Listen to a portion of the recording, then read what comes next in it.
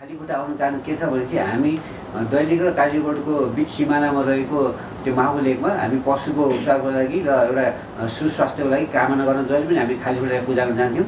म ठ्याक्कै त्यही कन्सेप्टमा यो यसमा कसैको विरोध होइन, हामी पशुको लागि र कसैको जीवनको लागि हामी त्यो गर्नुको लागि र प्रकृतिको लागि र पर्यावरणको लागि हामी जहिले पनि खालीखुट्टा हिँड्थ्यौँ।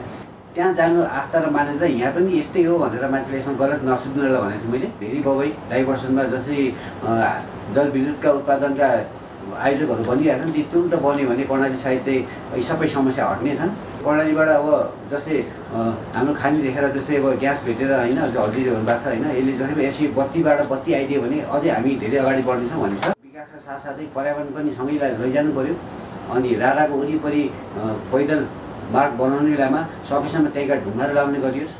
तपाईँको कुरा एकदम राम्रो छ के भने विकास गर्दाखेरि वातावरण इकोसिस्टम सब चाहिँ नि मेन्टेन गरेर चल्नु पर्यो।